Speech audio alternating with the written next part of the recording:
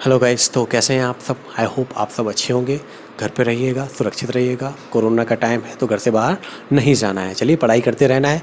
तो देखेंगे एक्सरसाइज 4.3 और 4.3 में हम कर रहे हैं क्वेश्चन नंबर 3 का फर्स्ट। इसके पहले क्वेश्चन नंबर 2 और फर्स्ट कर चुके हैं हम। ओके, इसके अलावा एक्सरसाइज 4.1 और 4.2 भी कर चुके हैं। चलिए देखते हैं हमें क्वेश्चन क्या गिवन है। x-1/x is equal to 3 where x is not equal 0।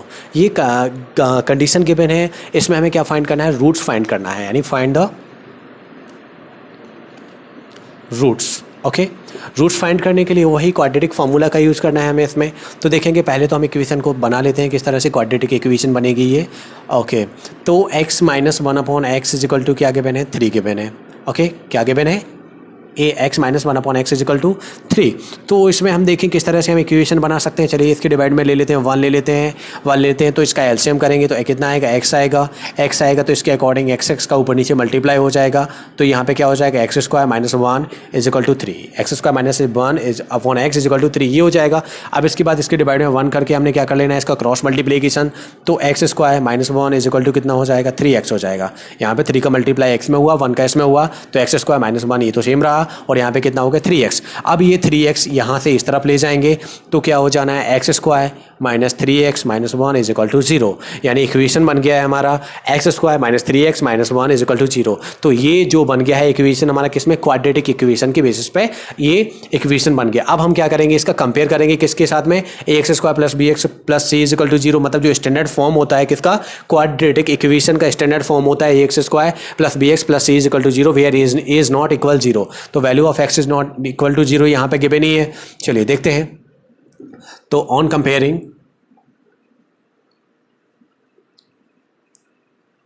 This equation, इस इक्वेशन को हम कंपेयर करेंगे विद किसके साथ में, with ax² + bx + c is equal to 0। मतलब ax² + bx + c is equal to 0 से कंपेयर करेंगे किस इक्वेशन को, x² - 3x - 1 is equal to 0। तो वी गेट क्या मिलेगा हमें, वैल्यू ऑफ ABC। तो वैल्यू ऑफ a की बात करें तो यहाँ पे a की बात करें तो देखो x² के मल्टीपल्स में कुछ है नहीं, तो क्या 1 का मल्टीपल माना जाता है। तो value of a is equal to क्या हो गया, 1 हो गया। Value of b is equal to कितना है, -3। तो b की वैल्यू कितनी हो जाएगी, -3। वैल्यू ऑफ c की बात करें तो कितना है, -1। यानी a b c की वैल्यू हमने फाइंड कर ली है। Value of a is equal to आ गया 1, value of b is equal to आ गया है -3 and value of c is equal to आ गया है -1। और चूंकि हमें इसमें फाइंड क्या करना है, इसके रूट्स फाइंड करने हैं। तो रूट्स फाइंड करने के लिए मैंने आपको पहले ही बताया हुआ था क्या, इसके डिस्क्रिमिनेंट को फाइंड करते हैं। और डिस्क्रिमिनेंट क्या होता है, d इज इक्वल टू होता है b² - 4ac। और b² - 4ac का कंपेयर यानी वैल्यू ऑफ d का कंपेयर किसके साथ में करते हैं, 0 के साथ में। अगर d का वैल्यू 0 के इक्वल है उस कंडीशन में हमारे रूट्स होते हैं रियल एंड इक्वल। जिस कंडीशन में वैल्यू ऑफ d बड़ा होता है किससे, 0 से, उस कंडीशन में रूट्स होते हैं रियल एंड डिस्टिंक्ट। मतलब दोनों रूट्स अलग अलग होंगे, इक्वल होंगे। लेकिन जिस कंडीशन में वैल्यू ऑफ d क्या हो जाता है, 0 से छोटा हो जाता है, उस कंडीशन में हमारे रूट्स एग्जिस्ट नहीं करेंगे और रूट्स कैसे होंगे, इमेजिनरी होंगे। चलिए देखते हैं, यहाँ पे चेक कर लेते हैं पहले हम कि हमारे रूट्स यहाँ पे एग्जिस्ट करेंगे कि नहीं करेंगे। तो वैल्यू ऑफ d फाइंड कर लेना है। नाउ डिस्क्रिमिनेंट d की बात करें तो d इज इक्वल टू क्या होता है, b² - 4ac। कंपेयर कर रहे हैं, चलिए देखते हैं। b यानी -3 का स्क्वायर कर देंगे, -4ac, 4 into value of a, value a is equal to 1 and value of c is equal to कितना हो जाना है, -1। अब देखें 3 का स्क्वायर करेंगे, -3 इंटू -3 बाहर निकलेगा, 3 3 जा 9, प्लस का निकलेगा। क्यों प्लस का निकलेगा, -3 का मल्टीप्लाई जब -3 से होगा तो माइनस से माइनस क्रॉस हो जाएगा और वैल्यू हो जाएगी हमारी प्लस की, माइनस सिंबल आ जाएगा यहाँ पे। अब लेकिन माइनस यहाँ पे भी है, माइनस यहाँ पे, तो क्या हो जाना है, प्लस हो जाना है। और 4 का मल्टीप्लाई 1 से तो 4 1 जब 4 और फिर 4 1 जब 4 का मल्टीप्लाई 1 से तो कितना हो जाएगा, 4 हो जाएगा। अब देखें 9 और 4 कितना हो जाता है, 9 और 4 होता है 13। कितना हो गया, 13। यानी वैल्यू ऑफ d कितनी आ गई है, 13 आ गई। कितनी आ गई वैल्यू ऑफ d, 13। अब देखें क्या ये वैल्यू ऑफ d है 0 के इक्वल है या d 0 से बड़ी है, तो value of d is greater, value of d बड़ा है किससे, 0 से। इस कंडीशंस में हमारे रूट्स हैंग होंगे। रूट्स का नेचर क्या कहता है कि रूट्स आर रियल एंड डिस्टिंक्ट्स, मतलब रूट्स दोनों एग्जिस्ट करेंगे बट क्या होंगे, दोनों रूट्स अलग अलग होंगे। चलिए, तो क्वेश्चन में हमें फाइंड क्या करना था, रूट्स फाइंड करना था, लेकिन अभी हमने क्या चेक किया है कि रूट्स हमारे एग्जिस्ट करेंगे कि नहीं करेंगे, सिर्फ इतना चेक किया है, अभी हमने रूट्स फाइंड नहीं किए हैं। तो आगे हम फाइंड करने वाले हैं रूट्स किस मेथड के थ्रू, क्वाड्रेटिक फार्मूला के बेसिस पे। चलिए, तो यहाँ पे हम लिख लेते हैं एक साइड में value of D and value of A B C, और बाकी को इरेज कर लेते हैं। तो डी का वैल्यू कितना निकल के आया, 13 निकल के आया। ये चाहिए अभी हमें वैल्यू ऑफ ए का वैल्यू कितना है, 1 है। Value of V is equal to कितना है, -3 है। एंड वैल्यू ऑफ सी कितना है, -3 है। ओके, -1 है। Value of A is equal to 1, value of V is equal to -3, value of C is equal to -1 and D is equal to 13। ये सारे हमने एक साइड लिख लिए क्योंकि हमें यहाँ पे इनका यूज करना है, और डी का वैल्यू 0 से बड़ा है।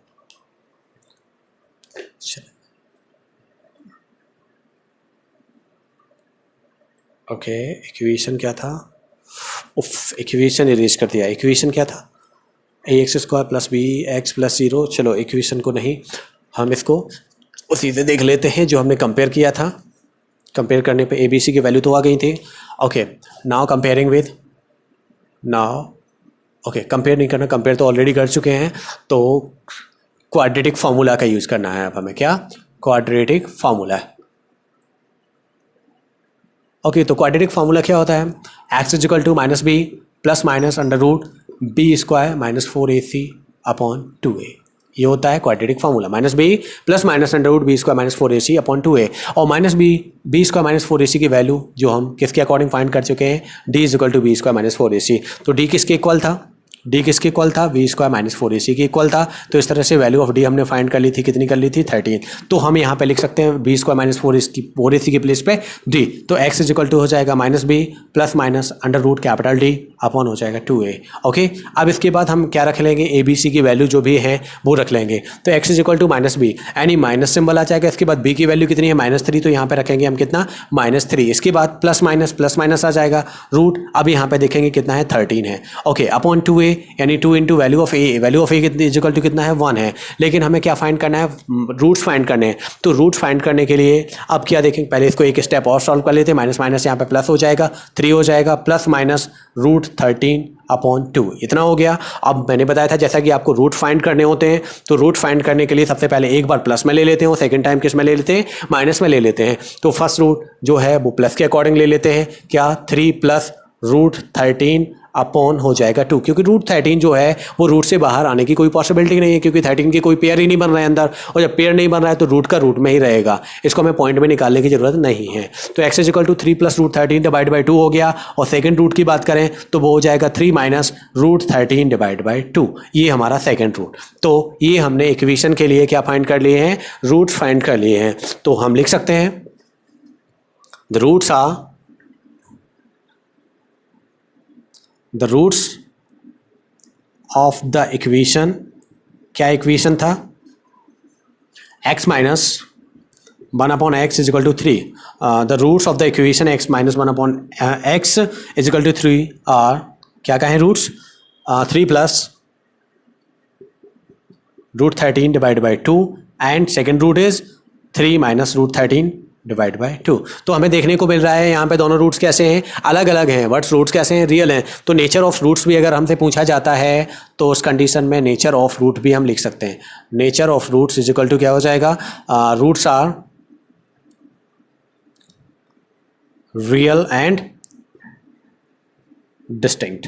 ओके, इस तरह से ये क्वेश्चन नंबर थर्ड जो था, थर्ड का फर्स्ट वाला क्वेश्चन हम सॉल्व कर चुके हैं। किसके बेसिस पे, क्वाड्रेटिक फार्मूला के बेसिस पे। इसमें हमें क्या फाइंड करना था, रूट्स फाइंड करने थे क्वाड्रेटिक इक्वेशन के। तो पहले हमने क्वाड्रेटिक इक्वेशन बनाया, फिर उसका कंपेयर किया किससे, क्वाड्रेटिक इक्वेशन के स्टैंडर्ड फॉर्म से। स्टैंडर्ड फॉर्म से कंपेयर करने के बाद हमें value of A B C जो थी वो फाइंड हो गई हैं। इसके बाद हमें क्या फाइंड करना है कि रूट्स हमारे एग्जिस्ट करेंगे कि नहीं करेंगे। अब रूट एग्जिस्ट करेंगे या नहीं करेंगे ये किस बेसिस पे बता सकते हैं हम, डिस्क्रिमिनेंट के बेसिस पे। तो इसके लिए सबसे पहले क्या फाइंड करना है, वैल्यू ऑफ डी यानी डिस्क्रिमिनेंट को फाइंड करना है। डी इज इक्वल टू होता है बी स्क्वायर माइनस 4ac। तो बी स्क्वायर माइनस 4ac की वैल्यू जब हमने फाइंड की तो वो वैल्यू 0 से बड़ी है, 0 से छोटी है या 0 के इक्वल है। इस बेसिस पे हम बता सकते हैं कि हमारे रूट्स एग्जिस्ट करेंगे कि नहीं करेंगे। तो हमने इसके बेसिस पे कंपेयर करने के बाद वैल्यू ऑफ डी से पता कर लिया कि हमारे रूट्स क्या करेंगे, एग्जिस्ट करेंगे, और वो कैसे होंगे, डिस्टिंक्ट होंगे और रियल होंगे। इसके बाद क्वाड्रेटिक फार्मूला का हमने यूज़ किया। क्वाड्रेटिक फार्मूला का यूज़ करने के बाद हमने इसके दोनों रूट्स फाइंड कर लिए हैं। ये आपको याद रखना है